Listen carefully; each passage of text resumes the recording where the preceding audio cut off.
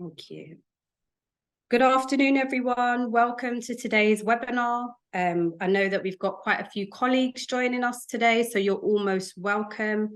If I could ask you as you're joining, it would be great to know your name and where you're joining from today. We will give people a few minutes to join and then we will kick off. For those of you who don't know me, I'm Monique Carayol. I'm a leadership coach and consultant, and I am co-founder of Bravery in the Boardroom. And I know I'm going to see some familiar names coming through as people log on. For anybody who hasn't joined us before, Millie, shall we just click to the next slide for me? Thank you. So just a warm welcome to everybody to let you know that the session is being recorded today. It is a full webinar. So for those who aren't familiar with a full Zoom webinar, it will mean that as the audience, you won't see yourself on the camera, but you will be able to interact with us via the chat and the Q&A. So please do so. And if you do look at your chat button, just make sure you've done that little drop down for me, that you can see that you want to reply to everyone, unless you specifically only want to talk to me and the panelists. Asmina, it's wonderful to see you. Thank you. I remember I met you at APNA. It's really good to see you here. And do follow and tag us on social media. So this is a brilliant collaboration today. I'm so excited to have Carl with me, and I'm going to hand over to him in a moment. But the reason why we're doing this today is because you've asked us, you've said to us that we want to understand more about accountability, about the frameworks that we can use to drive race equality in our organizations, and what are some of the things that we can be focused on. It's great to see you, Zahida. Welcome. You're most welcome. So if I click to the next slide, I think I am right. Hi, Chloe, you're most welcome. So let me just take everyone through today's agenda really quickly. Sophia, it's good to see you too. So as always, I will just open up. Hi, Justine. I will open up with just saying a little bit about the res data. So I know we have a large number of colleagues from the NHS, but we also have colleagues who are from outside industry. So we'll explain very briefly the workforce race equality standards. Carl will be touching on this more, but just to set the scene about why are we focusing on race equity. Hi, Monica, and that focus on seeing more representation at senior leadership level. Carl's going to give you an overview of the Race Equality Code, and then we're going to move into our panel discussion. As always, we're going to have time for questions from you, the audience. So everyone who's joining today, you are most welcome. Please put your questions forward. We want some questions from our panel. Before we go, it's great to see you, Liz. I will wrap up at the end. We will finish at 4:30, and I will try my best to land this plane and give you a summary of what we've heard today. And then we'll just touch on what we've got coming up next from Bravery in the Boardroom. So for colleagues just joining, you are most welcome. As I said, please do use your drop down to make sure in your chat you've got reply to everyone so everyone can see them. Mariam, it's really good to see you. Okay, can we click on one more?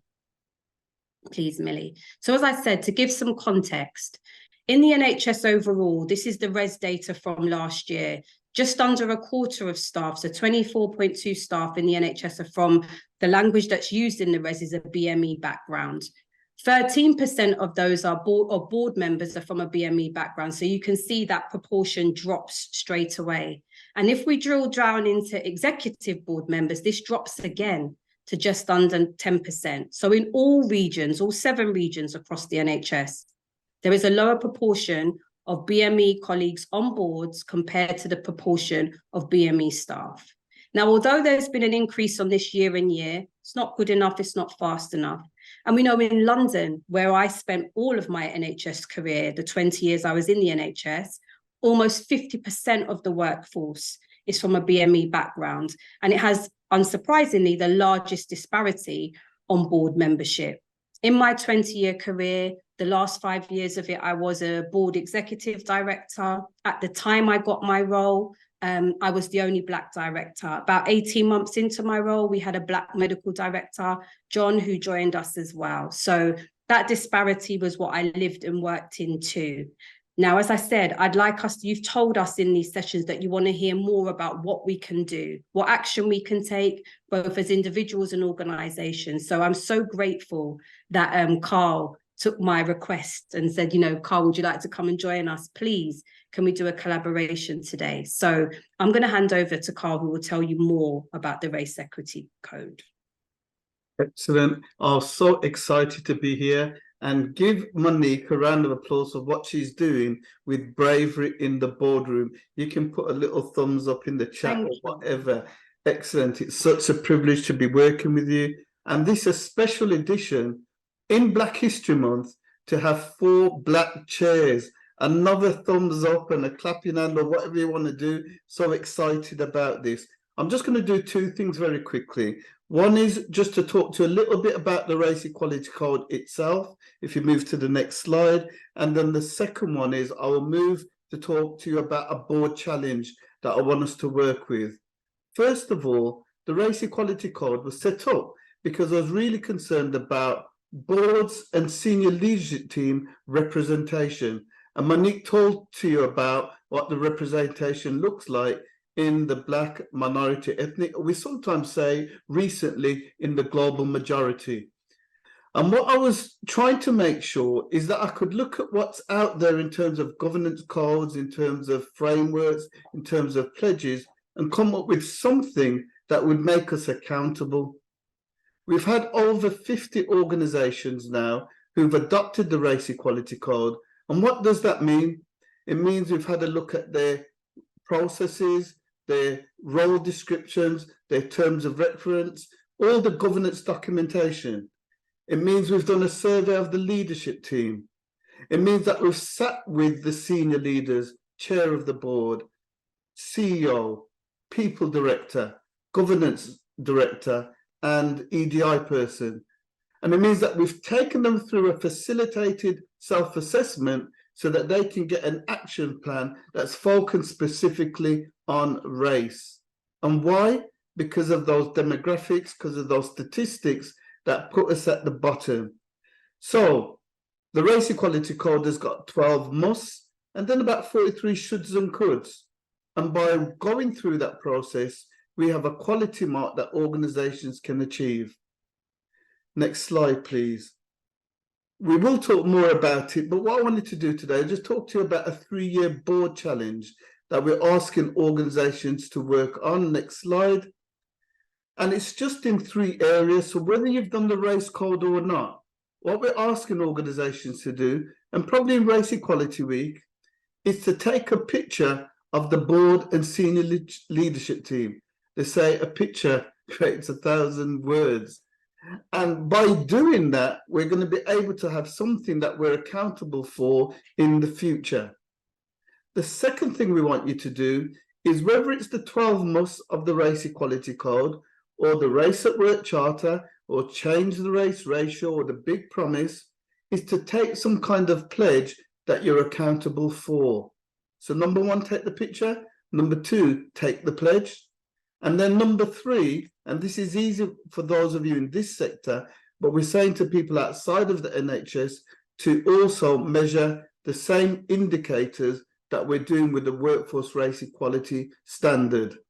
So we're doing a little bit of a campaign to get organizations to ensure that they're taking this challenge. Finally, if I just share with you, next slide, the kind of things that are in the 12 musts. So this isn't rocket science, but what we're expecting people to do is on a maturity framework, which says 5 is no development required, 0 is I've got lots of work to do, Carl, in this area. So we don't just tick the box and say we've achieved it. We say that there's more work to be done in certain areas. So as I said, number 2, we either take the 12 musts or we take one of those other pledges.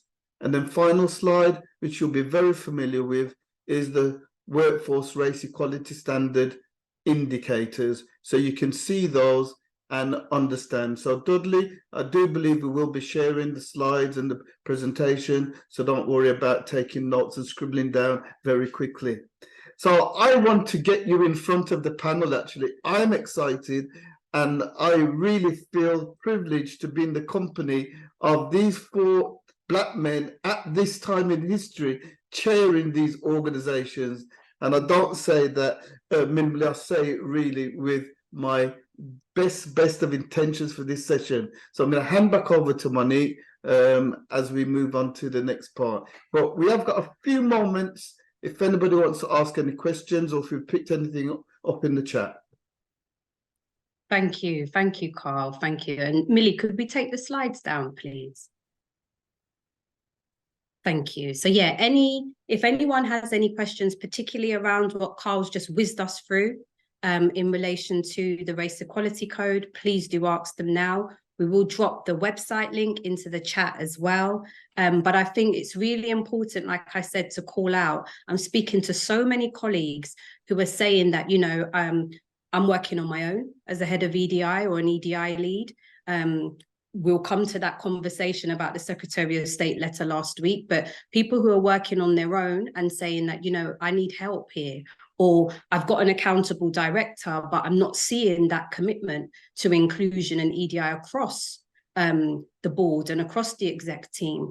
Or also colleagues saying to us that we need to focus on race equity. You know, it's our biggest disparity around protected characteristics, and we're not seeing that sustained progress. This working with the Race Equality Code, the framework and the team can really enable you to do that. So, Carl, I think it was a little bit modest when you were talking about it, but just to ask you, how many NHS trusts have you already been working with? How many have already adopted the code?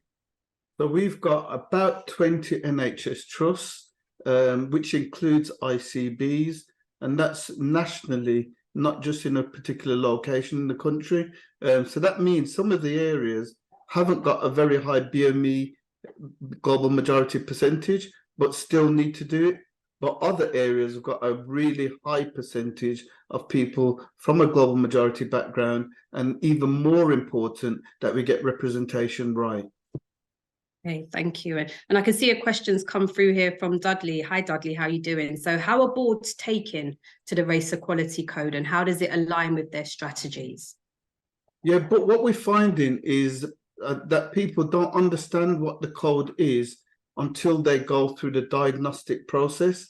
So what we do is have a facilitated self-assessment, and the journey that they go on to get to their action plan is what they really value. So the perception that they have of it, that it's really just about race, because it isn't. We have to look at the whole EDI strategy. And in fact, I've got to align that to the overall corporate strategy. So there's almost a learning that they get by going through the process, and they're very surprised that it has an impact on all protected characteristics, but I don't apologize for focusing on race. Thank you, Carl.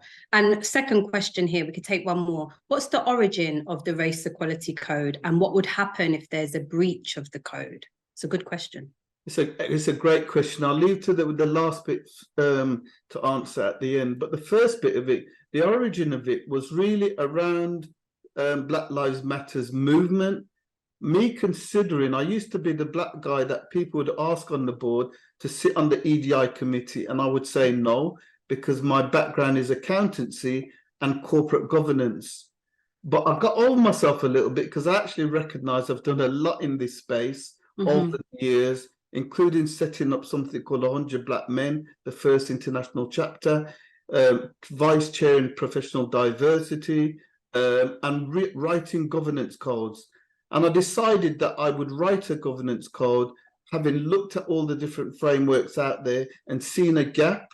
And I wrote to number 10, spoke to the special advisor to the Prime Minister a number of times, to the Labour government, to the NHS providers and NHSIE, to the Housing Federation, and got it in their code. So I wrote to all of these people, pulled the steering group together, and a couple of years ago, we formed the Race Equality Code. On to the great question about what happens for non-compliance. Those people who decide that they're going to go through the code, not for the actual score, so to speak, of how well they're doing, but for going through the process and being accountable, they get a quality mark. We check in with them on a regular basis, have a formal check-in after 18 months, and then in 3 years' time, we're going to come back.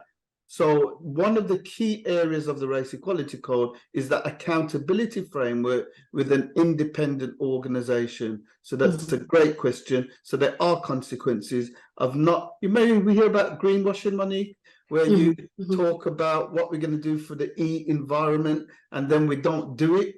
I talk about blackwashing, which is saying these are all the great things we're going to do around race, but there's nothing underneath the service to back that up. So that's where we are. Thank you. And any other questions that we have here, we'll pick them up. Thank you for that question, Vanessa, because we're coming to that. It's a question I've already got in for the panel as well. And Patricia, that's Trish. It's good to see you here. And that's exactly why I wanted to have this session, because we've got nearly 100 people on the call today. And I know that there's many who haven't heard of the Race Equality Code. It's exactly why I wanted to raise awareness of it. But without further ado, I want to introduce our panel. Now, I'm going to call out the elephant in the room, because I know that this is Black History Month. And I know that the theme is saluting our sisters, which I am very grateful for. And I've heard I've been at some fantastic events this month. But the vision I had when I spoke to Carl about this session months ago was about having a panel of the Black male NHS chairs that are in roles at the moment. And I spoke about, saluting our brothers, absolutely that, Jeanette. And the reason why is because I think that for me, as an ally to Black men, I know that Black men in corporate roles are perceived differently. I've known that and I've experienced that myself. And I really saw power in this. So it's no slight on any woman and it's no slight on any female chair. But what I didn't want to do today was be tokenistic and change that vision that I had. So it's an unfortunate coincidence what's happened here. But I hope that you will still lean into this and really welcome our panel today, because I see real power in what I see here as a panel of great Black men who are willing to share their story and journey and challenge us as well. So without further ado, can I welcome our panel? Can I ask you to put your cameras on, put your mics on, and I'm going to work around the room and ask you to introduce yourself. So good afternoon, everyone. And I am going to start to my left because I could see Patrick there. So Patrick, good afternoon. Would you like to introduce yourself? Yeah, hi there, Monique and Carl and everyone online. So I'm Patrick Vernon, our interim chair of Birmingham and Solihull Integrated Care Board. But also I chair another partnership. I chair Walsall Together Healthcare Partnership as well. Thank you so much. And you're most welcome. And good afternoon, Phil. Good afternoon. Hi, Monique. Thank you for inviting me and Carl. It's good to see all of my fellow board chairs online here today. And hi to Nikki and Millie. Obviously, you can see my name behind me, Phil Gale, Chair of Birmingham and Solihull Mental Health Foundation Trust Board. Thank you. And Phil, you have another role as well that I want to ask you about. So, okay, so I'm also the Associate NED at UHB, University Hospital Birmingham's board, and also Chief Exec of a mental health charity called Serval that operates both in Birmingham and also in London. Thank you so much. Thank you, and you're most welcome. And good afternoon, David.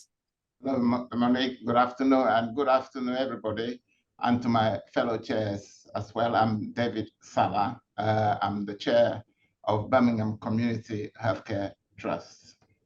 Thank you. Thank you. And Sedi, how are you doing? Hello.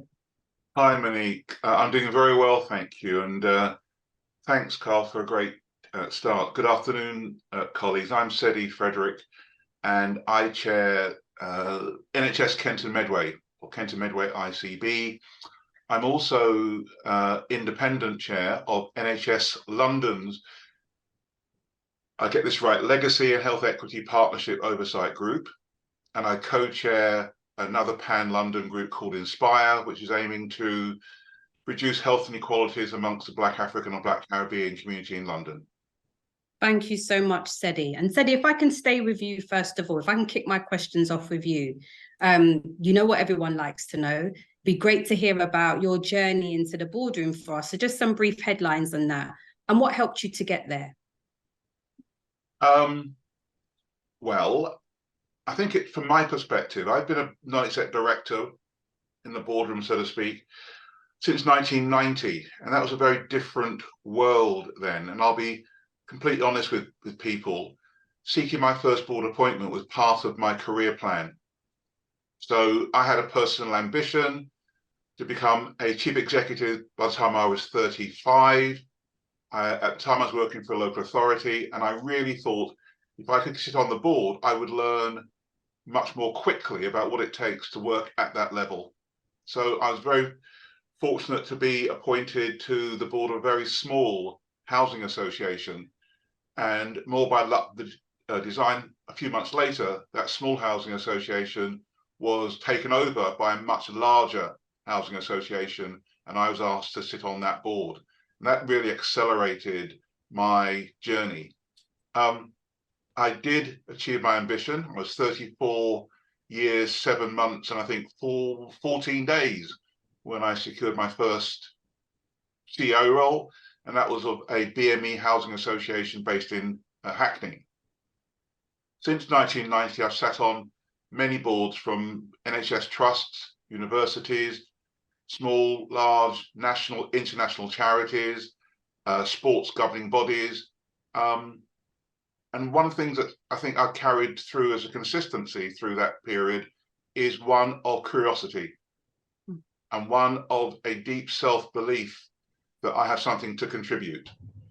And I doubt we'll touch on that as we go through the conversation this afternoon. It was a very different time then, I think it's fair to say. And for much of my early days as a board member, I was the only one. And there was an element there of imposter syndrome, element of, should I really be here? Because you look around the corporate world, there were not many people like me sitting around the top table, be that executive or non-executive. Things have changed, I'm pleased to say. We've got a long way to go, but things have improved. But for me, it's all about carrying the same kind of pressure that I carried in my executive career. That is a pressure of feeling that I couldn't make a mistake. I always had to be the first to arrive and the last to leave. I had to add value. And I couldn't even inadvertently get things wrong. So there was tremendous pressure at that time. I don't think that has changed, but other colleagues will have their own views about that. So that's a bit of my story, Monique. I could bore people for the rest of the afternoon with other parts of it, but I won't. I'll come back to you. Thank you so much, Sedi. I love what you said there about the curiosity. And Patrick, it'd be great to hear, you know, that again, what I noticed with all of you, you've got so many things going on in your portfolio, but it'd be great to hear how you've got to your role, particularly across both roles that you carry now, Patrick, across the NHS. Yeah, sure. So it's really great to see Sedi. Sedi myself very common because he's a bit taller than me. I think he's about 6'3", about 6'1". And one of the things, it's interesting, I don't know if you had experience, Sedi, but I've done various executive roles. And when people see a tall black male, they get all those tropes, stereotypes, get scary. So I used to, in the early days of my career, I used to kind of like crouch a bit, like not to be so tall, you know. But after a while, I thought, this is ridiculous. It's doing my neck in. I can't, you know what I mean. And these are kind of the pressures. Black women, you know, hair and all that kind of stuff. But men, if you're a tall guy, you have to crouch and just not be so, you know, as we are. But you know, you know, I think all of, you know, in terms of my journey, I'm very mindful of the time, and we want to have a conversation with everyone. So very similar to Sedi, I worked at various roles in senior level, working from Citizens Vice Bureau, running a CAB. Then I worked for mine as a regional director, responsibility for over 80 local mine branches across London, South East England. And then I was able to get a board position as a non-exec director for East London City Health Authority. So I'm going back 20 odd years ago. I've actually sat on several boards over the last 20 odd years, ranging from commissioning, I've sat on 2 mental health trust boards. So all these experiences, I think, have done me well in many ways. And some people might argue, well, perhaps you should have been a chair a long time ago. But one of the challenges, it takes us longer to be chairs of NHS organisations, or even to get on the exec team, which is a big issue that you shared in the res data for me. But I think I'm slightly different from my other colleagues. I'm an activist. I'm a very proud activist. I've been involved in activism for a long time, so I've had to navigate balancing being an activist and working in a corporate environment, where it's for large charities, think tanks, which I've worked for, such as National Housing Federation, Centre for Aging Better, as well as do my activism around a whole range of issues. So I'm not your typical chair, actually, to be quite in ways, in that regard. And actually, in many ways, I see my activism as a key asset in the boardroom. Yes. And part of the challenge I've got is to use my activism to change the culture and asset, particularly of NHS boards, how it thinks and commissions and uses the lived experiences to develop and run better healthcare. So I'm very lucky because on this call, there's David and there's Phil. We all work together. We all work together in the Birmingham Solihull area, and it's unusual for any healthcare system to have three black men at the same time. It's unusual at this present moment in time, and I think that's probably why Carl had this vision, and you had this vision to bring us together. Yes. As well. So we recognise the power of working together. We recognise that we have to support each other. This is quite important because it happens with white professionals. They support each other. They have their networks. And I was at the Asian Professional Network conference a few weeks ago. I was there. Phil was there. I was there, yeah. And you was there. You were there, Monique. And you can see the power of networking. Yeah. We've got to do something along those lines. Yes. So I've been on the board for Birmingham and Solihull ICB now for 2 years, believe it or not, even though ICB's only went live July last year. And I got a supportive chair at the time, Eve Buckland, who is now working closely with Phil at UH. And I was made vice chair, and then she was asked to be interim chair of the hospital trust, and now she's the permanent chair, and I've been acting up as vice chair for just under a year now. So, and it's been a great experience in many ways. So I suppose it's about timing with all these things. One key thing for everyone: if your time is not right, your time is not right. Sometimes you can't force it. And I'm sure in our careers we've tried to force the timing, but sometimes you just have to be ready for that opportunity. And you need to be ready. And if you're not ready, then you'll miss that boat. That's one advice for everyone. You need to be ready. When that opportunity presents itself, you're going to say, "I'm not quite sure if I can do this, but I'm gonna go for it."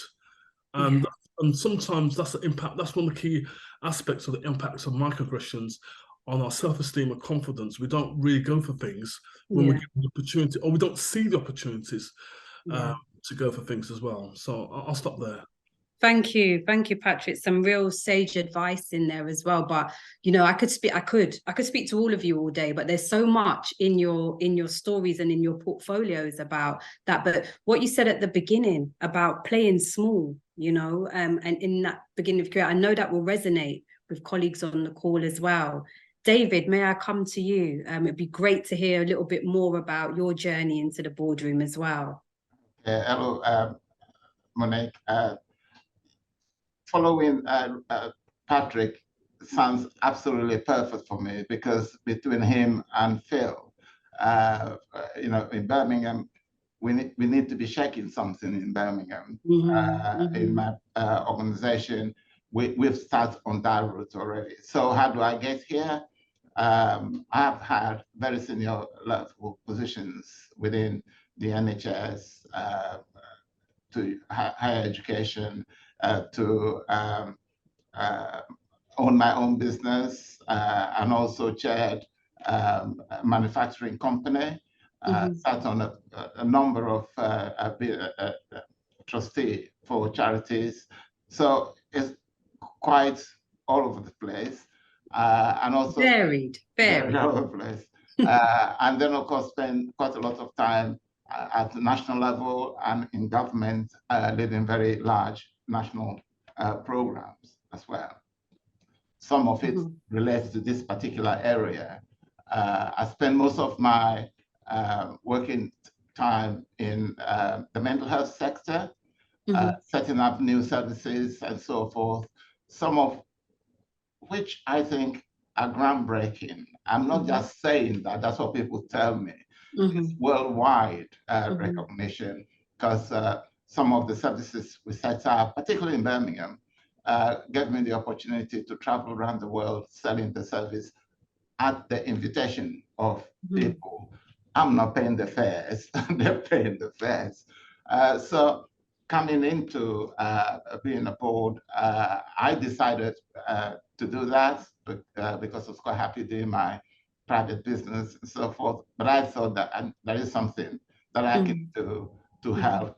That's, if you like, equality, equity in the system. And that's why I joined the Birmingham Community Healthcare Trust as a non-executive director. And since then, there has been a gradual progression towards improving what we aim to do. I think I've never shy of saying what I feel and know about what we should do in terms of improving health.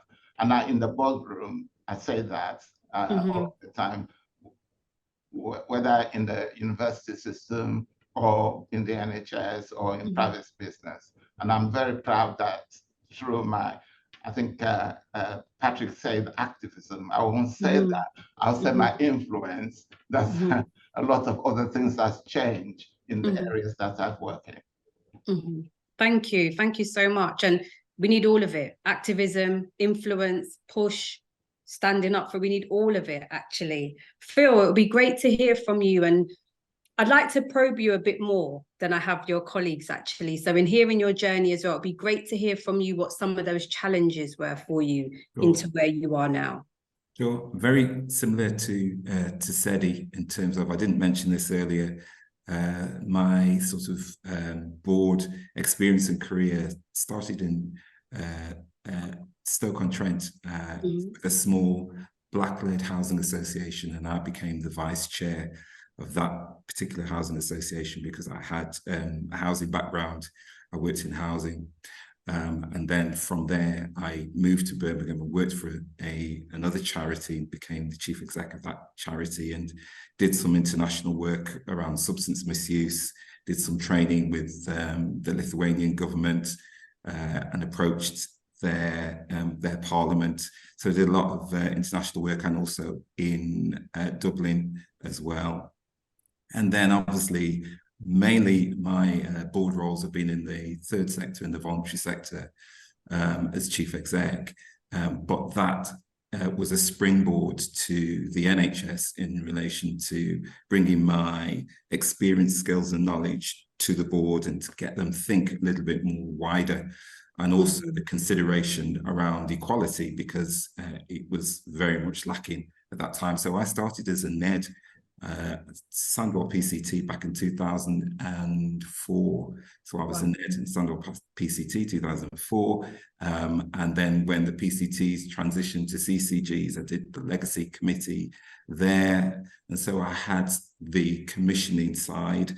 At the same time, I was doing my master's in healthcare and policy management with a commissioning specialism. And then I went over to the provider side and became a NED for Sandwell and West Birmingham Hospital Trust for about a year, and took some time out, a few years out, then became a NED again at Walsall Healthcare Trust. And while I was there for 3 years, then applied to this trust, Birmingham and Solihull Mental Health Foundation Trust Board, to become a NED, and then became, in 2021, became the vice chair, then obviously and became the interim chair in October last year, and then was successful enough to acquire the substantive role of chair this year. At the same time, last year, board roles came up at UHB. I was determined that I wanted to make a difference in our city. And so I applied for that, and I wanted to go through the proper recruitment process. By the time I was contacted and so forth, I just secured the role as chair of this board. And I'm going to tell you on this platform and be very transparent. So, Eve at the time said, "Oh, you don't need to apply for the position, Phil. We would just have you on the board." I said, no. I want to actually go through the proper process, and that's why I applied and so forth, and came on the board. And the first thing that I addressed the board members, all of them, I was very transparent and said, well, firstly, can I say this? The perception of the general public is that this particular trust, being one of the Sheffield trusts, is quite elitist and is not truly representative of the communities that it serves, given the fact that it has 22,000 employees. And everybody was silent. But even a few others chipped in and said, you're 100% right. And that's why we're so glad. And it's an indictment that myself, as the first Black male, and now Jacinth, we are the first Black Neds to be sitting on this board ever. Wow. And I'm not patting myself on the back for that at all. I think it's a crying shame that we've unfortunately had to reach to this situation where it is a little bit more, and I'm saying a little bit more, representative of the communities it serves. And I'm not saying that in a critical way. I'm just actually stating the fact and the position of where we are. So that's me. And then obviously, in terms of my current role, BSHMFT, really fortunate enough to secure the role and to really make a difference and make an impact. And we've got a good chief exec that sees the importance of equality, of diversity, of equity, and true representation at board level and also at senior exec level. So that's that's me in a nutshell, rather than take up too much time. Can I just add the question on then? So you mentioned, so for anyone who wasn't picking it up, so UHB, University Hospitals Birmingham, as you said, 22,000 staff, right in the centre of Birmingham. And you just said to us, me and Jacinth are the first Black Neds ever on that board, right? Correct. Birmingham being one of the most diverse cities in this country, okay? And then, so I just want to unpack that a little bit. Can you just tell us a little bit about what an associate NED role is? Because we've had the conversation on this session before. So just a minute to just explain what. Yeah, so part of the reason that, I mean, obviously our trust works in partnership with UHB. And so as a chair, substantive chair, I've come on to support and help in terms of my knowledge, expertise and skills, because it's been an evolving board, a very new board, new execs that come with some really bright, sharp ideas, but maybe not have that much experience within the NHS like myself. Associate NEDs, it's a really good starter. Associate NEDs are those individuals that this may be their first board experience, and rather than put them into a substantive role as a non-executive director, they're actually introduced as associate NED. There is no difference whatsoever. The only difference with that is that they don't have voting rights. It's very unusual that any unitary board would reach a situation where it comes down to a vote.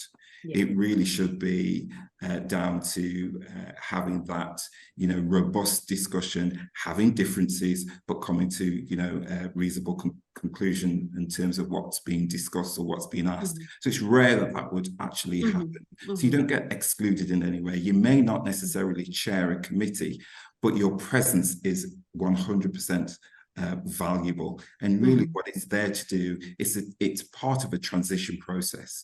So usually most chairs will identify that there may be another non-executive director who their tenure may be coming to an end, maybe in 6 months time or whatever. And when they leave, it is expected that the associate NED would then slot into that person's position. So usually they're recruited on the basis that they're doubling up with another NED who's got specific skills, but their tenure may be coming to an end in due course. Yeah. That's the associate NEDs, because we're just in the middle of a recruitment process, and we deliberately have created 2 associate NED roles at my ICB. We're actually just on a shortlisting just this week gone. And what we did, obviously we went through recruitment agency, and what we did instead, I wanted to make sure we created those associate NED roles for the reasons Phil talked about, but also we recognised that across our ICB, as well as across Birmingham Solihull, we haven't got enough representation of Asian people and young people in particular. So our board made a deliberate decision. Obviously I was driving this because I was determined to do this, So I have to say that we organised a webinar with the recruitment agency, Ganter Prince Sanderson. Over 40 people joined the webinar where myself and the chief exec explained what is associate NED role, the responsibilities, and we had loads of questions. And a lot of people, for the first time ever, never thought about being applying for a NED role. And the outcome of that is we're looking for 2 associate NEDs, one with a clinical background and one with a community background.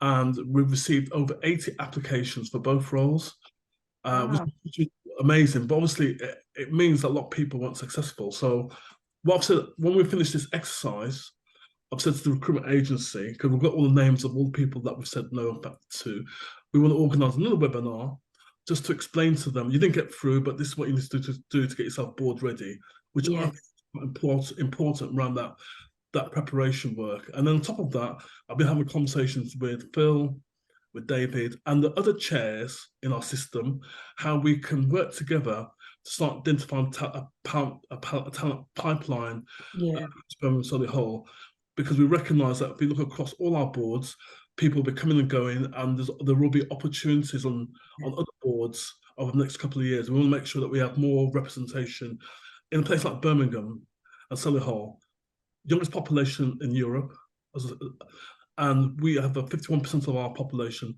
is Black and minority ethnic, so that has to represent it. I have to say that if you look at underrepresentation, even though you've got 4 Black men on this call, there's still underrepresentation of Black people on board still. There's still more for Asian people. We need to have more Asian women and more young people, but there's still underrepresentation of Black people from African Caribbean backgrounds. Thank you so much, Patrick. And I can see questions flying through already. So you roll that session out to others outside of you'll be inundated. What I will do, just to pick up on anything that our colleagues are sharing on the panel here, I already said just before we joined that if there are any links, any information, any events that are mentioned, we will make sure in the follow-up email that comes out, we'll share that. So Patrick, that's one for you. If anyone else is allowed to join that follow-up session, I think colleagues would most welcome it, but I'll leave that in your hands to decide, okay? Okay, so I'm going to move us on, and I want to come to this question to Sedi. So we've just heard really clearly from Phil and Patrick about the role of a NED, how do they work, what the associate NED is, and how it really supports succession planning. But really, Patrick, that just wonderful to hear what you're saying there, being able to give that advice for people to help them to be board ready and thinking about it. But Sedi, I wanted to come to you because the question that we've had here in the sessions before is that NEDs don't really have authority in the boardroom. Why are you talking to us about NEDs? Challenging that thinking of, we've seen numbers change in NEDs, we're not seeing the same movement in execs. What's your view about that? Do NEDs have authority in the boardroom? I want to frame my answer to that question in context. Now, a board is made up of non-executive directors and executive directors, and as Phil has said, it's a unitary board. So what I'm not trying to suggest here there's an adversarial relationship between the non-executives and the executives. But I would argue that in terms of authority and accountability, it has to be taken rather than given. If that can be framed in a way that people understand. So let me just unpack that slightly. If you are talking about your role as an independent NED, you are there to challenge, to support, to scrutinize. So you have to be able to do those things. But you have to do it in a collegiate way. So you may well be an individual non-executive director, but you are part of a cohort of non-exec directors around that board table.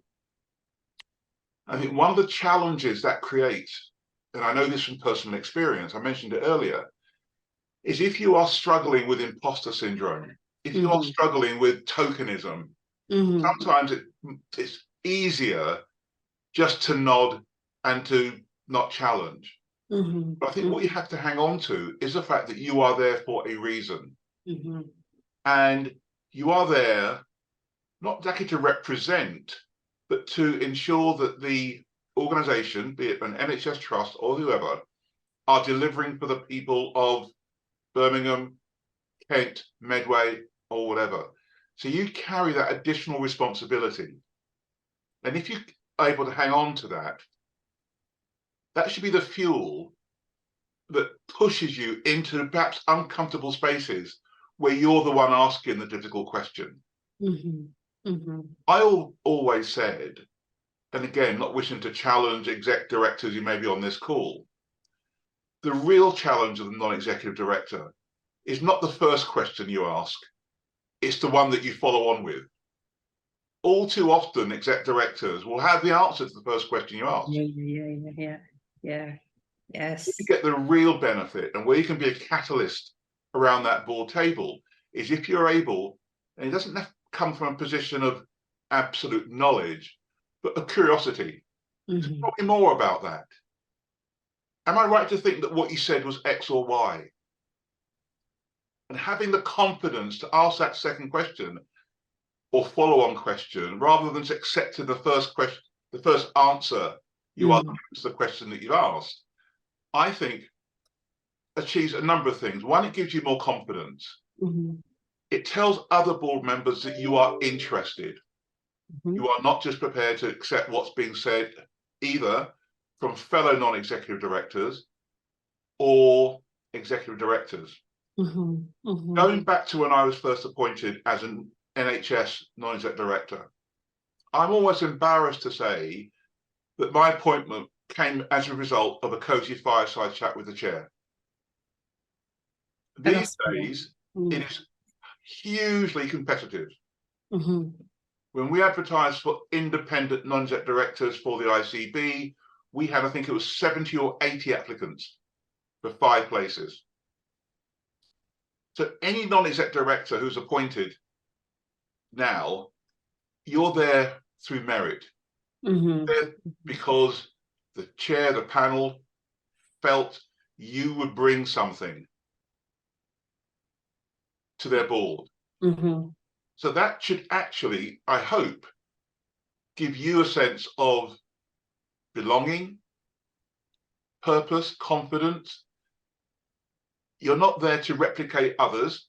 You are there to be you. You're there to bring your lived and professional experience into that space, which is going to be unique. So I think, and not wishing to call friction between execs and non-execs, but I think you have to go into these roles with a deep-seated belief that you're there to make that organization better for the people that you're there to serve. Powerful words there, Sedi, and I really respect and appreciate your honesty. You know, this is called Bravery in the Boardroom because we ask our colleagues to have honest conversations with us. And I think, you know, what you called out at the beginning of when you started speaking about, we do have colleagues who are in the boardroom who, as you said, are just nodding and don't have that confidence. I really heard that call to action from you. Thank you so much for that. David, I'd like to come. Sorry, yeah, of course. Apologies. All right, go on. If we reflect on some of the significant tragedies in our NHS, in a lot of cases, they have a real common thread that goes back to the boardroom, and the fact that non-executive directors were willing to accept the first answer they were given by exec directors. If you look, I mean, I'm in Kent and Medway. We are still working through the results of the Kirkup report. If you read the Kirkup report, there's significant criticism of the board in terms of its willingness to accept. And if you go back further, it's the same. In many cases, it's the same. So we have that responsibility that I know we all take very seriously. Thank you.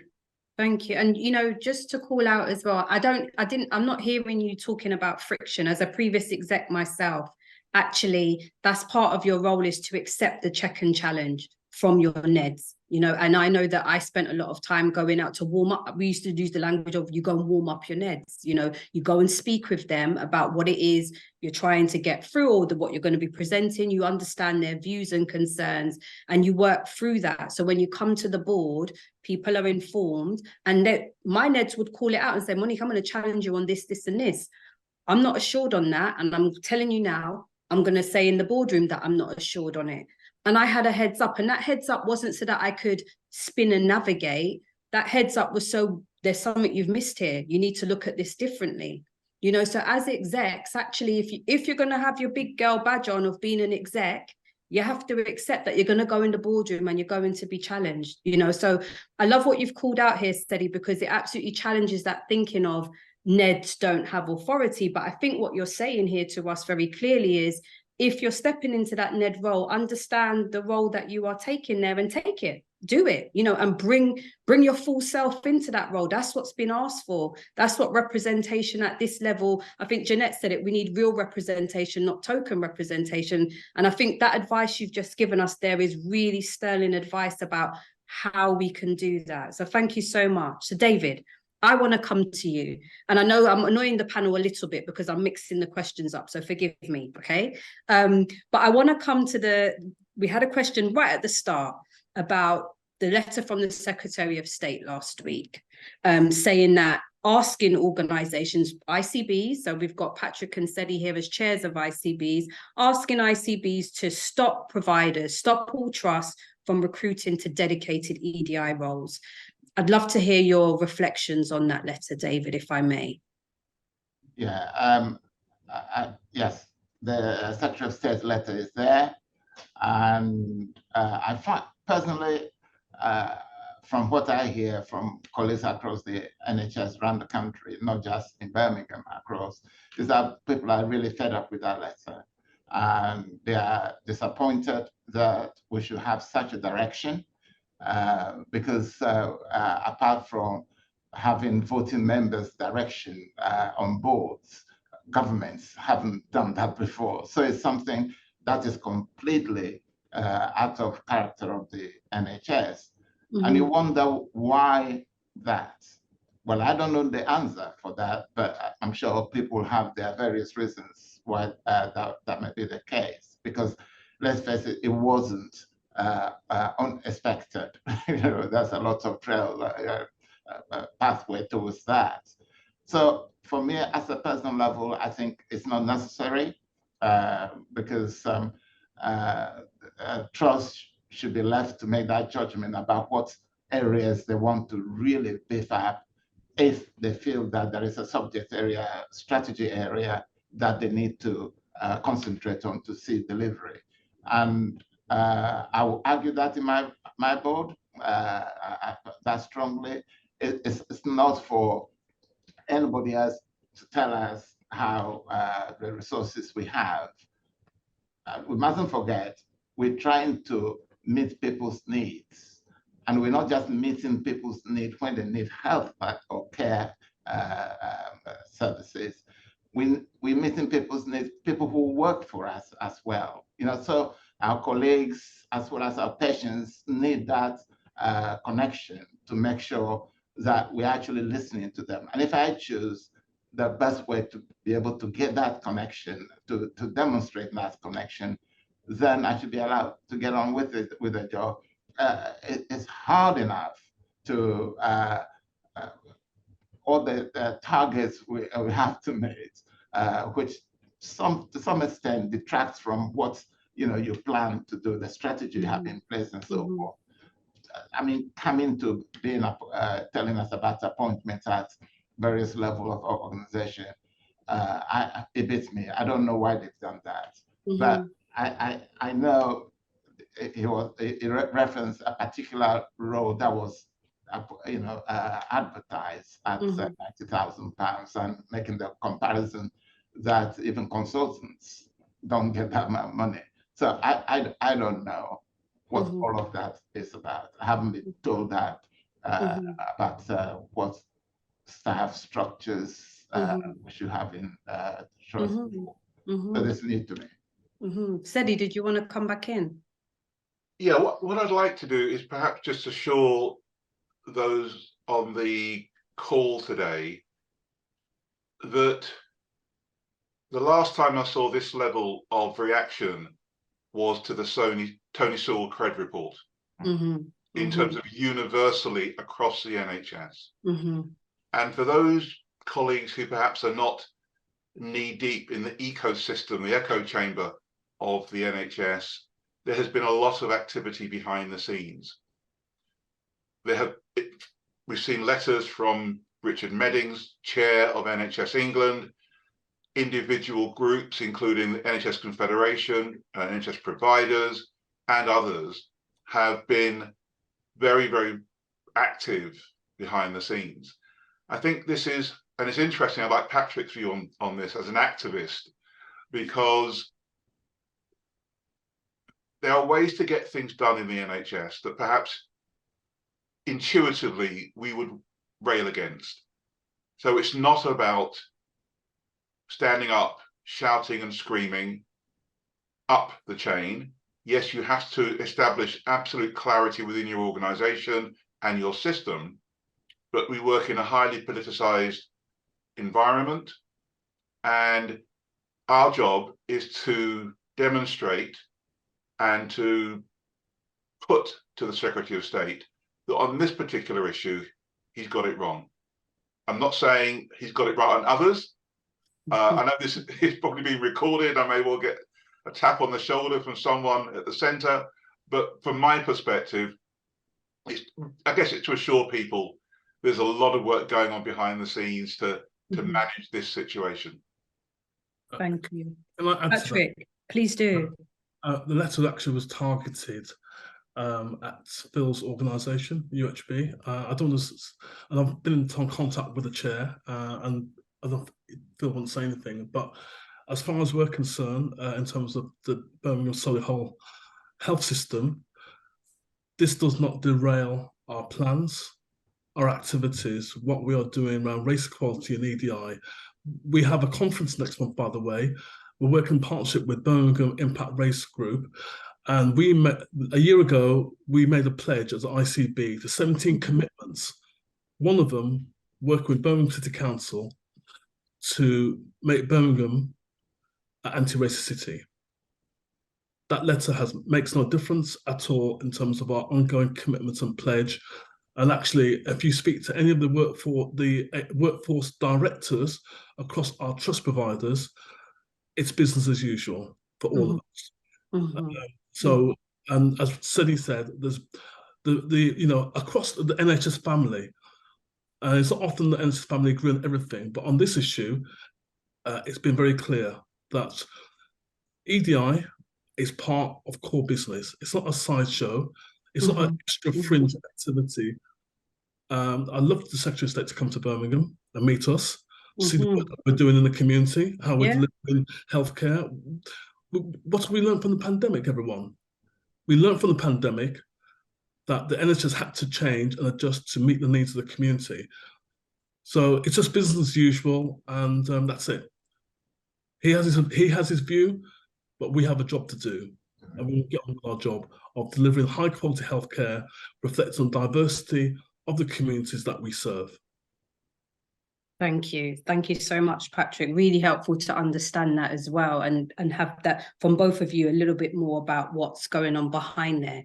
Patrick, if I can stay with you, I'm going to fire one more question, and then I'm going to switch to Nikki because I want to have some time for the audience questions. And if we have time, I'll pick up the last few, okay, that we had. But Patrick, if I can come to you, I think it plays into what the last few comments that we've heard here.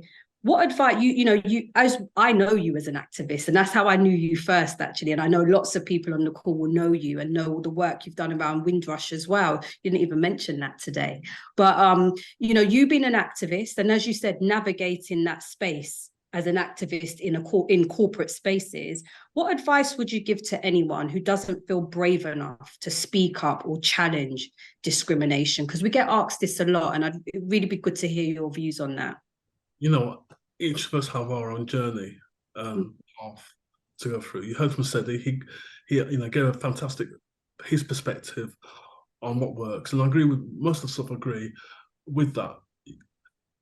Three key things. When you're on these roles, as any board role, you're not on your own. So you need to make sure that you have a network, people you can touch base with, just to clarify, collaborate, just to calibrate your thoughts, get opinions. That's the first thing. The second thing is about your confidence. I think all of us, I have to say, all my colleagues on this line, we've got the t-shirts, all of them. All of us got the t-shirts. We know what works for us in terms of strategizing, influencing, engaging. And so you have to shape that yourself, because my journey is different from your journey, it's different from other people's journeys. We want to get to the path of the end of that journey, and but we all have different journeys. And then I suppose I'm a bit different because I'm as an activist, as a chair, I have to be mindful what I say and do. So my social media my social tweets are very boring these days, unfortunately. You know what I mean? Because the reality is, we're all expendable. Just we know from our lived experiences that if you do something wrong, no matter how big or small it is, the full force of the system is on you. So all of us are navigating that in these high-profile roles where we have responsibility for hundreds of millions of billions of pounds of taxpayers' money around, being, in terms of our behaviours, how we communicate, and all the extra, the black tax, the extra pressure that is upon us as Black people and people of colour when you're in these senior roles. There's more scrutiny with everyone about us. So we're all mindful of that. So we have to navigate all of that. So that's why any of you thinking about being on boards, with non-exec, and it applies to execs as well, by the way, just make sure that you've got a support network. The bidets are going to be roughed up in the boardroom. I'm talking about roughed up in a nice way, not in a physical way, through words and metaphors and that kind of stuff. And you have to kind of deal with that stuff, and then you really take on people. I mean, I'm a bit unusual because I don't wear a tie in my boardroom. I wear trainers in my boardroom. I wear bright shirts in my boardroom. I stopped wearing grey suits a long time ago. I mean, I'm not saying you should follow me, but that's me. And I want to be my I want to be my authentic self in the boardroom. We have to be ourselves in the boardroom. We can't be a carbon copy of somebody else. Be true to yourself. Thank you, Patrick. Thank you. Sedi, I can give you a minute because then I've got to hand over to Nikki. So do come back in for a moment. Thank you. It's really just to, I guess, share a little bit of my personal story, because early on in my career, racism in organizations was very overt. And there were times when as I've described it, I swallowed the bile. So I didn't say what I really thought. I didn't respond to the brickbats and little verbal, not physical. And I've carried a guilt around that. But it was my wife that reminded me, if I had reached across that table, grabbed someone by the throat and punched them between the eyes, I wouldn't be where I am today. So now is the time for me to use my voice, use my influence for change. So I fully support Patrick's view. I used to wear suits and ties because I had to outdo the other people around that board table. Not now. Thank you, Sedi. So Nikki, good afternoon. Nikki is going to host our Q&A now. I know we've got some questions, Nikki, so we've got about 20 minutes for that. So can I hand over to you? Is that okay? Yes, thanks, Monique. This has been an amazing session so far. It's just great to celebrate 4 Black men being the voice for the BME community and sharing their lived experiences, and with the board to make sure that it makes a positive impact. So I'm Nikki Sinclair. I work closely with Carl George on delivering the race code, and it's great to meet you all 100 of you online. Picking on back on what you just said, there was something around influence and how you use your influence. There's a couple of questions around influence. So I'm going to ask the first one, which is around how do you use your position to influence and support Black females in your organisations? I think that's quite relevant, being Black History Month and celebrating our sisters. So I'd open that up to the panel, whoever would like to answer that. How do you use your position to influence and support Black females in your organisation? I think from my perspective, it's about being available. It's about demonstrating that your door is open, be that physically or virtually, as we are now. I spent the last couple of weeks talking at a number of Black History Month events in Kent and Medway, and recognizing that you have to be visible, you have to be approachable, you have to give people a sense of possibility. So before becoming chair of the ICB in Kent and Medway, I chaired North Middlesex University Hospital in North London, and I was really, really pleased to appoint a extraordinarily talented Black woman to the role of CEO. That then led to the appointment of a Black chief operating officer, Black female chief operating officer.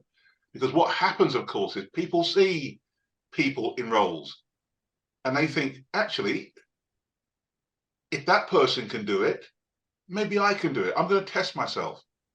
So it's about creating an environment where you're open to support, you're available, but also you create opportunities where you don't give people jobs, but people believe that actually when they walk into the interview room, they're going to be given a fair hearing. And all too often when that happens, we appoint the right people. Thanks, Eddie. Phil? Can I just jump on that? Similar to Sedi about visible leadership is crucially important.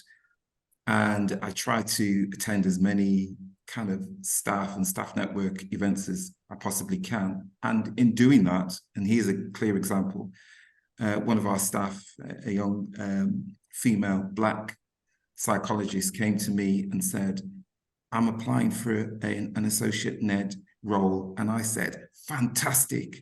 And could you give me some tips? Give me your email address and I will put together a structure of how your supporting letter and CV should look like. And if you need to come back to me in terms of, just for any further information and advice, please do. She contacted me back after I sent her the information. So coaching is really good for me. I like to support Black females and Black males and to get into these roles. Came back and said, and she's only 33, said, I just want to tell you that I got the role and I want to say you definitely delivered and thank you 100%. She got it. I didn't write it for her. I just gave her the basic sort of rudiments of how to tailor your letter to get the eyes of those who are looking to recruit to that position. So I sent her a fantastic message back to say I am elated.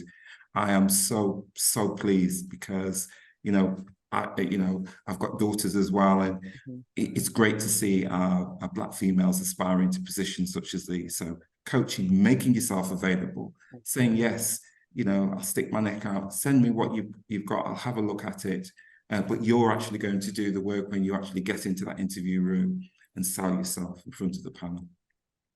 Can I add to that? Go ahead, Patrick. Go ahead, David, I'll follow you. I'll be very brief. I think what I do is three things, really. One, where can I coach that individual because I have a coaching training. If not, then I find a coach for that individual. The second thing I do is I have a lot of mentors, people who come in to talk about various aspects of the work, if they're finding difficulties and so forth. And I advocate for them if I find that their position isn't that's helpful for them. And the other thing I do is supporting them. If the work is good quality and it's make big impact on the organization's life, I think the biggest praise for them at all the events I get to, and make sure that I raise that, and I get fantastic feedback back. Thank you. Patrick, did you want to come in very quickly? Yeah, sure. Just with my fellow colleagues, very similar. On virtual speed dial, the number of Black women, Asian women, who I give advice to on a regular basis, use my address book to open doors, make some connections as well. And what I've been doing as the interim chair of the ICB, I've actually spent a lot of time talking to lots of Black staff in the organisation, as well as some of your staff, by the way, David and Phil. You know what I mean? Because it's one big family here in Birmingham, Solihull. You know, because some staff are seconded to different organisations. We meet each other at conferences and events and stuff like that. It's a very active ecosystem in Birmingham and Solihull in many ways, around people trying to strive for their careers as well. And, so again, with the associate NED roles, I've given advice. I can't tell people what to do, like Phil said, but you can give advice and tips and stuff like that. And we need to do more of that. And also, I used to be a counsellor for about 8 years. So I've actually supported a lot of Black women, particularly getting into politics as counsellors. I've even supported quite a few Black women who are now MPs in Parliament, which I'm in regular contact with as well. So I grew up in a household full of women. Well, I've got 4 sisters, so I've got no basically. You know what I mean? Yeah. Following on from that, I've just had a question come in that follows on from this. How can we access Black mentors for those new to a board level? And from 2, please. We've got quite a few questions to come through, so if any 2 of you would answer. Very, very quickly. I was one of the 4 founders of the CCOL group, which is a group for BME non-exec directors of NHS Trust. There were 4 of us. We started in a canteen at an NHS Trust. There are now over 150. Any associate NED or newly appointed NED, please find the CCOL group website, join us. The support is amazing. So that's one way of taking that forward, Nikki. Thank you, Sedi, and we'll make sure we'll pop that link into the email following this. I'm going to quickly move on. There's one more around influence, and that is outside of the NHS. But how are you, as being successful Black males, role model to young Black males? Do you attend schools, youth forums, so they can see that there is a career journey to the top, from school? Very quickly, I'll jump in and say I am at a school in Wolverhampton this week, Friday, addressing a class of young Black males about my journey and how they can aspire to be whoever they want to be, not necessarily the role that I hold, but whoever they want to be. 2 classes. Ironically, I want to say this it's Black History Month, and people book us in for all of these kind of events in this month. And I say, well, I am also available the other 11 months as well. I don't just need Black history to represent my people. So, but I'm pleased to do it, don't get me wrong. And I think Black History Month should be celebrated. So I'm not saying anything about that. I'm just saying that other people can invite us on any other day. So I'm going into school this Friday. Thanks, Phil. Right, and I'm going to quickly move on. And there's 2 questions that are kind of linked. So someone's made a statement that more than half of the employees surveyed online said they felt bullied or harassed in the workplace at UHB Trust. How do you help navigate challenges such as this? And then linking on to that, how much power do you truly have as a senior to stop bad EDI practices? So considering what gets fed back from staff in the surveys, then actually what power do we have to mitigate those mitigate those bad EDI practices? So open up. I'm going to open it up to Phil maybe, because it is about UHB, if you don't mind. I think at the end of the day, this isn't just pertinent to UHB in terms of bullying and harassment. We've had it at our trust, and I'm sure Sedi's nodding. I'm sure David may have experienced it as well. And obviously the res data is there for us that we can actually use that for each individual trust. It is our role and it is our duty at board meetings to then address the data and find out what are the action plans to readdress what's taking place. It is a systemic issue which is not going to change overnight, unfortunately. And that's why having more representation of, like Monique was previously an executive director, having more of those and more middle managers, the problem tends to take place in middle management.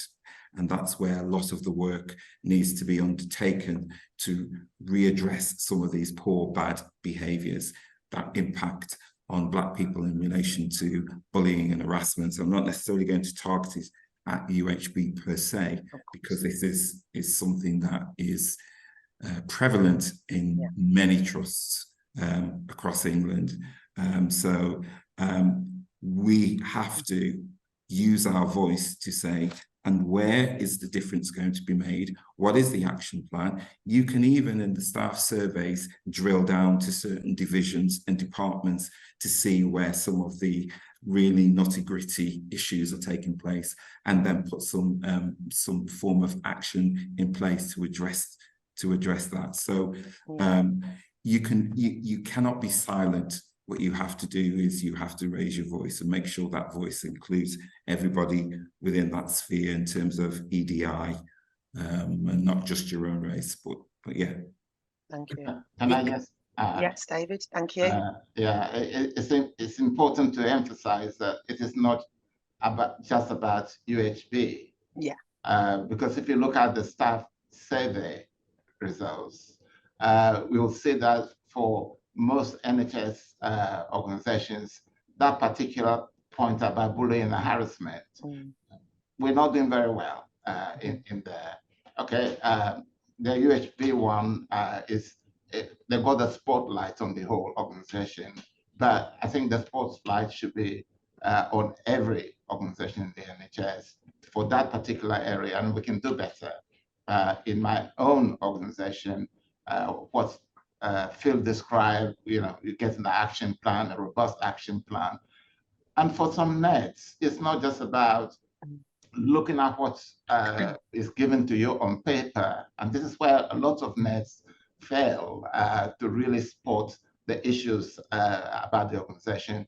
Triangulate that information, get to different sources, get to talk to individuals, the staff, the colleagues in the organization, and get their views about how things are, and then look at the data. I'm a researcher. I know data doesn't tell you everything. You got to look at the context of that. And in the health sector, we need to do a lot more of that rather than just looking at data as we present to us. Yeah. Thank you. Oh, Patrick. Just to add to that, obviously, the question was directed at UHB, and both Phil and David talk about it's all our organisations, and that includes ICBs as well. But one of the key things, I think, we're in this kind of special moment, particularly Birmingham and Solihull, where you've got a number of us in senior roles, and we are looking as chairs across the system, how we work together around culture, leadership. We're actually developing a system-wide diversity strategy. And everyone's committed to the work around pledge. The race code, which Carl talked about, we have adopted that, and I know other partners adopting that as well. So we're trying to create the infrastructure. That's all we can do. We're just individuals. I mean, if there's a whole army of us behind us, it'd be fantastic, wouldn't it? Just like Black Panther. Well, maybe why not? You know what I mean? Yeah. We are, as chairs, we are creating infrastructure, which is about our influence that we can do. So, we have a strategy, we have a vision. Each organisation has that, and we can implement that. So we can do that. That's in our gift.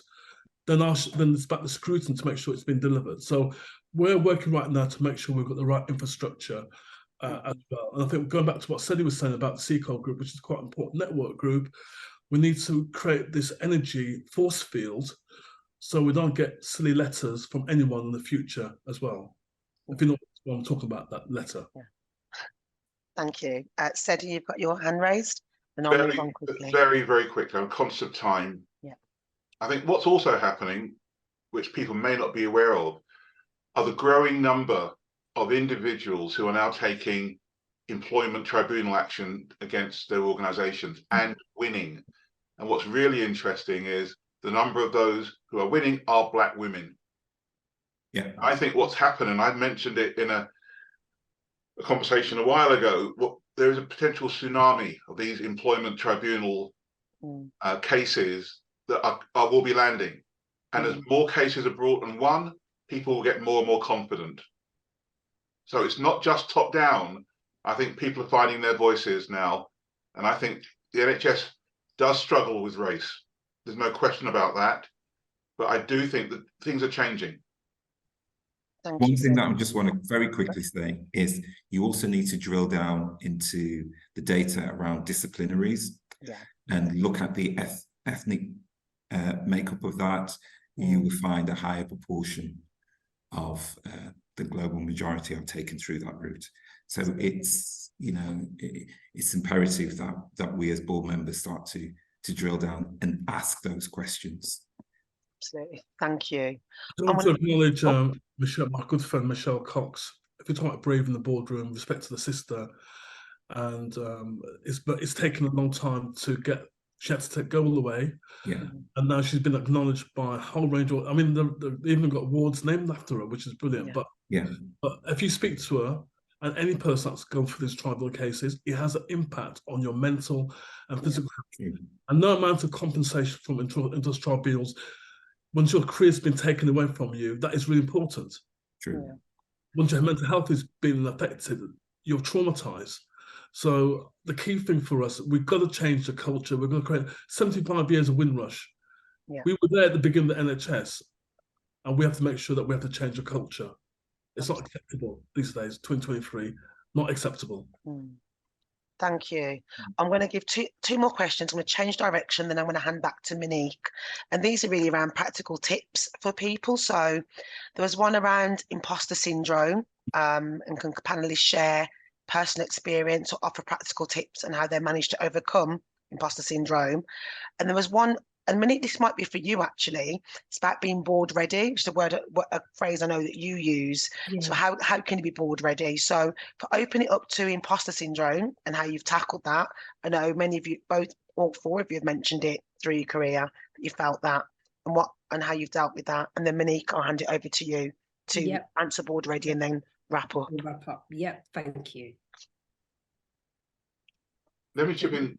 I'm conscious I've been speaking a lot, but please give me one more opportunity. It changed for me when other people who I respected started giving me consistent messages. I was coached and mentored before I knew what coaching and mentoring was. And these were white senior managers who saw something in me. I surrounded myself with what I call a circle of support. And it was slow, but it delivered. And when you're successful, you start to change your mindset. It's a mindset you have to change.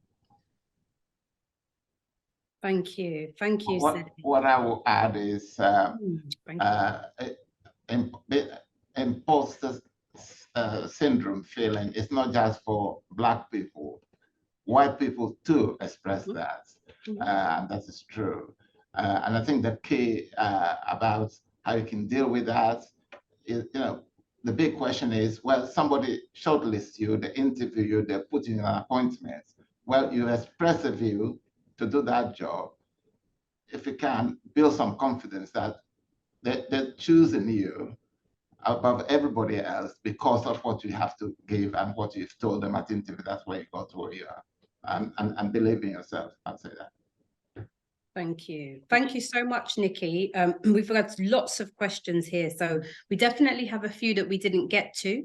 Can I assure our audience that what I'd like to do, and I've spoken to our panel guests already, is that we will take all of those questions, we'll pull them off from the chat and the Q&A. And when we send out the recording, we'll send you a summary of the responses to any of the questions that we missed. Now, before I wrap up, I just want to come back to Carl a moment, because I know myself and Carl and Nikki have been working on a leadership development program. So Carl, do you want to say a few words about NGSL? Thank you, Monique. And I'll pick up that board ready question as well, if you don't mind. We're working with a number of people from Global Majority, really pleased to work with Monique, about how you progress in your career.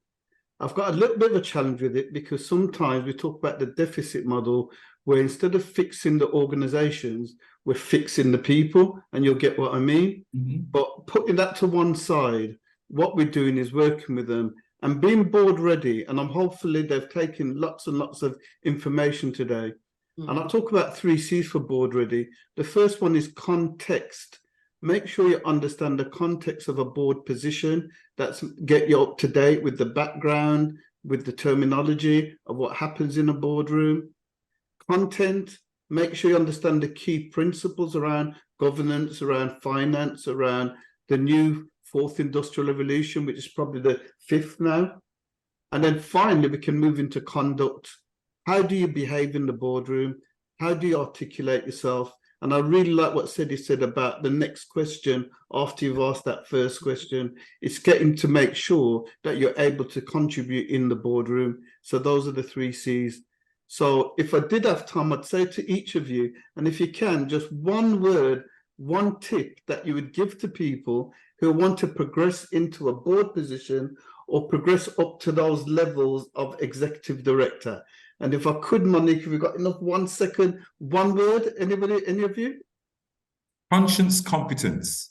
Good. And I'll come back to Monique. Thank you, Carl. Millie, are you there with me? Could we get our slides back up? And please, for my panel guests, if there's a word that you want to drop into the chat that summarizes what Carl just asked you. You've shared such a wealth of experience with us, and there were a few headlines that jumped out for me in terms of all what you've shared. And I saw someone say, this is a most impactful session. And Jeanette, I think you summed that up so well. Great insights shared. Curiosity, the power of supporting each other, being ready for opportunity, recognizing the breadth of experience that you bring in when you're stepping up and stepping forward, recognizing that breadth of experience. We heard that from all of our panel guests, their breadth of experience that they have and how that helped them to be board ready. Their commitment. I really heard a commitment to driving change and tackling inequalities and using your role as chairs to do that. You shared so much insight about helping the audience to understand the dynamics of a chair role, the dynamics of the board, the relationship between NEDs and non-execs. We heard about the power, I want to call it the power triangle in Birmingham and Solihull. We really heard that and heard about the power of the support that you bring to each other, working collegiately as Black men in that space, but with your expertise as well to challenge, supporting colleagues to really be board ready. And I think I heard there that last thing that I heard there, reach out for the conversation. We always get asked about mentors, and my challenge always back is, don't go for the jugular, ask for the conversation, because sometimes in that conversation, you can get 30 minutes of knowledge. Today, I hope it's felt like a 90-minute mentoring session with these wonderful men who've shared so much with us. These are the things to tap into. They are out there, they're available. Please tap into them. And if this was a power session like I just saw there, please share this with colleagues. When the recording comes out, share it. So I've got 30 seconds, I think, okay, to say call to action for us all. There's something we can all do. Whether that's for you on your journey or whether that's you, as we heard here, sharing what you know or holding that ladder out. What are you going to stop, start or continue doing to help turn the dial now? Love to hear that from people. Connect with us on socials. We'd love to hear that from you. What are you going to do differently? Millie, can we click on? We have a podcast. Absolutely. Chloe, I love that call to action. I have got an all-female panel coming up early in the new year. We had one before in March. I'll be having another one. So watch this space. We absolutely will be doing that. We have a podcast because as much as colleagues say they like the panel discussion, they also really like to hear us dig in to more conversations with individuals. And I think I'm going to put a cheeky call out now and say for all of our guests on the panel today, I'd love for you to be able to join me as well if you have time. I record the sessions in Birmingham, actually. I travel to Birmingham once a month. So SEDI, we can go on a journey up to the Midlands because we record in person. But please do check out the episodes and we will drop the link into the chat. Millie, can we click on, please? Further information, again, these links will all come out to you, don't worry, but check out our websites. When you registered, these were there as well. There's great information about the Race Equity Code as well. Please do check that out. And I think I might have one more. You know, I always say connect on the socials. Tell us what you like. Tell us what you'd like to know more of. The reason why we have this session today is because of what you asked for, what you told us you wanted to hear more about. And I think we have one more final slide. Thank you so much, everybody. A big thank you to our panel for joining us and giving me your time. I know you're really in demand. I really, really appreciate it. And as I said, we had over 100 colleagues on this call at one time this afternoon. So thank you to everyone who's made time to join. And I know we've got about 100 more waiting to receive the recording as well. So just to wish everyone a pleasant evening. Enjoy the rest of Black History Month. And thank you so much for your time. See you later, everybody. Bye-bye.